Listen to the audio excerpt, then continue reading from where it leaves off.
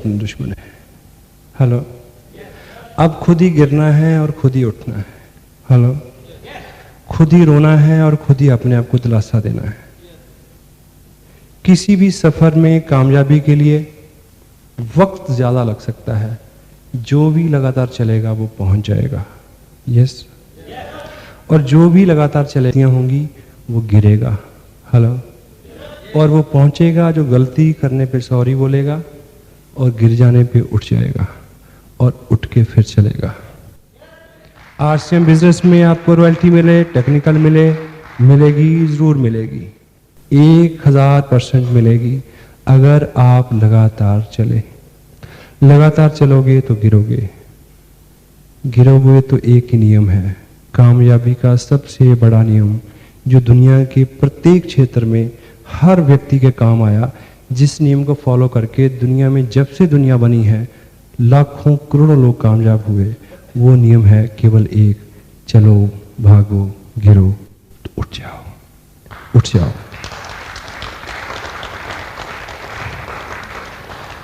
RCM business में जो भी मैं आपको बता पाया हूं, किसी भी नियम पे कुछ भी करके आपको कुछ भी करना हो, कुछ भी बनना हो, कतई मुश्किल नहीं है, बिल्कुल मुश्किल नहीं है। धैर्य हो, कर्म में विश्वास हो, लगातार चलते रहें, गिर जाएं तो उठ जाएं, उठ के फिर चलें, फिर गिरें तो फिर उठ जाएं। This is the only principle. Would you follow it? Yes. Last में एक छोटी सी पोएम मैं आपको सुनाऊं। यस। मेरा बचपन बहुत अच्छा तो नहीं था, मगर याद बहुत आता है। मुझे अपने बचपन की कई घटनाएं, कई मंजर, कई लोग याद हैं। उनमें से हैं एक मेरे पापा। मेरे पापा,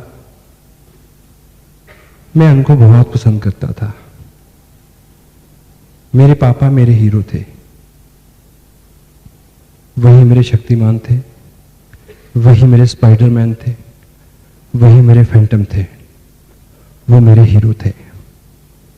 मैं अपने पापा को बहुत पसंद करता था और मेरे पापा मेरे से काफी बड़े थे। यूं तो सबके ही पापा सबसे बड़े होते हैं, पर मेरे पापा मेरे से कुछ ज्यादा बड़े थे, क्योंकि मैं उनका 7वां और आखिरी बच्चा था। वो बहुत बिजी रहते थे, बहुत मेहनत करते थे, वो मेरे से बहुत कम बात करते थे। मैं बहुत चाहता था कि मेरे पापा मेरे से बात करें, पर उनको बहुत कम समय मिलता था। वो मेरे से कम बात करते थे या मेरे से कभी बात नहीं करते थे। मैं स्कूल जाता था, मैं स्कूल में देखता था कि दूसरे बच्चों के पापा कभी कभी स्कूल आते हैं। मेरा भी सपना था कि मेरे पापा भी कभी स्कूल आए, पर ऐसा कभी नहीं हुआ, कई सालों में नहीं हुआ। मेरे पापा केवल एक बार स्कूल आए थे, जब वो मेरे को स्कूल जमा करने आए थे, उसके बाद नहीं आए। मेरा एक ड्रीम था, मेरा एक सपना था, मैं जो बहुत चाहता था कि दूसरे बच्चों के पापा की तरह मेरे पापा भी कभी स्कूल आए। वो कभी स्कूल नहीं आए, और फिर मैंने कोई ऐसा मौका भी पैदा तो नहीं किया। मैं इतना अच्छा नहीं था वो कभी स्कूल आते, और मैं इतना बुरा नहीं था कि वो कभी स्कूल आते, क्योंकि मैं एवरेज था। एक बार मेरे को पता चला कि हमारे स्कूल में स्पोर्ट्स डे होने वाला है। सभी बच्चे किसी ना किसी खेल में भाग लेने वाले हैं और सब बच्चों के पापा स्कूल आएंगे। मुझे लगा कि शायद मेरे पापा भी स्कूल आएंगे, पर मैं किसी भी खेल में भाग लेने वाला नहीं था। फिर मेरे पापा स्कूल कैसे आते? मैं किसी भी खेल में अच्छा नहीं था, क्योंकि मैं सब खेल खेलता था। फिर मेरे को पता चला कि इस बार खेलों में दौड़ का खेल भी शामिल है, दौड़, रेस। तो मुझे लगा कि इसमें तो मैं शामिल हो सकता हूं, इसमें तो मैं जीत भी सकता हूं, क्योंकि दौड़ने में तो मैं सबसे आगे हूं। मुझे बड़ी खुशी हुई कि अब मौका आया, अब पापा स्कूल आएंगे। मैंने नाम लिखाया कि मैं भी दौड़ में शामिल होऊंगा, 100 मीटर की दौड़ में। मेरा नाम लिखा गया, स्पोर्ट्स का दिन आने वाला था। उससे एक रोज पहले मैं घर आया और मैं पापा के रूम में गया। पापा बहुत बिजी थे। मैं उनके पास खड़ा हो गया। मैंने बोला, पापा कल हमारा स्कूल में स्पोर्ट्स डे है, मैं भी भाग ले रहा हूं, सब बच्चों के पापा स्कूल आने वाले हैं, आप भी स्कूल आओगे। मैं ये कह के चुप हो गया। काफी देर खामोश रहा, वो भी खामोश रहे, अपना काम करते रहे।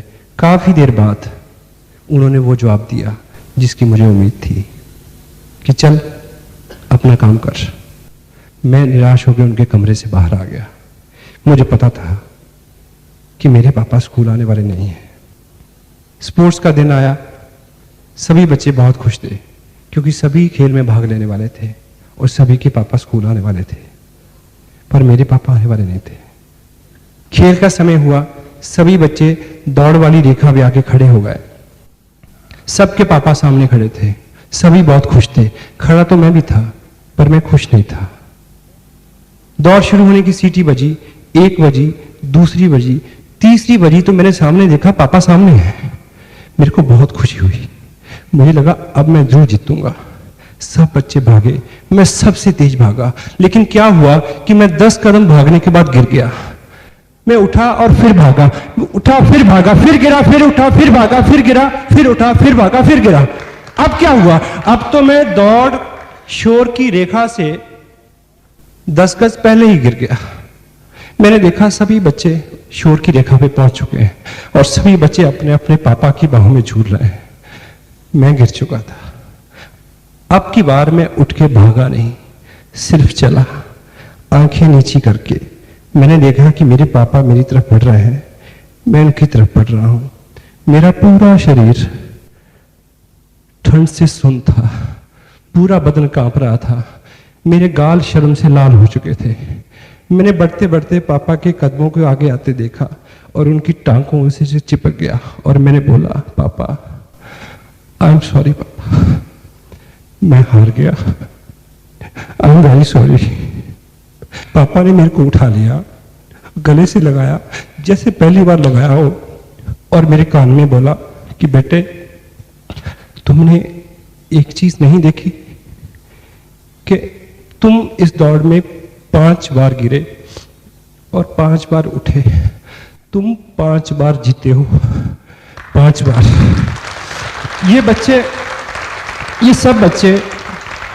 सब बच्चे तो इस दौड़ में 1 बार जीते हैं और तुम 5 बार जीते हो। और ये बच्चे तो इस खेल में जीते हैं, तुम जिंदगी की दौड़ में जीतोगे, क्योंकि जिंदगी की दौड़ का एक ही नियम है। जिंदगी की दौड़ का एक ही नियम है, भागो गिरो उठो, भागो गिरो उठो, फिर भागो, फिर गिरो, फिर उठो, फिर भागो, फिर उठो, फिर गिरो, फिर भागो। तुम जीतोगे। तुम इस खेल को क्या, जिंदगी की खेल को क्या, तुम जिंदगी की सभी दौड़ जीतोगे। इस घटना को 30 साल हो गए, इस घटना को 30 साल बीत चुके हैं।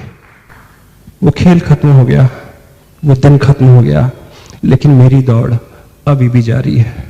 मैं अब भी दौड़ता हूं, दिन में 10-10 बार गिरता हूं, सिर्फ पापा की बात को याद रखता हूं कि गिर जाओ तो उठ जाना, फिर भागना, तुम जीतोगे, सब जीतेंगे।